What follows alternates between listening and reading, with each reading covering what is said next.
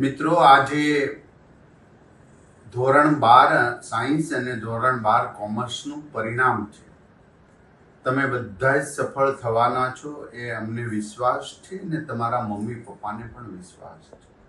ખૂબ સારું પરિણામ અને નવી પરીક્ષા પદ્ધતિ દ્વારા તમારા સિલેબસમાંથી જ પેપર પૂછાણા છે એટલે તમને વધુ આનંદ છે. પરંતુ પરિણામ તો આવશે.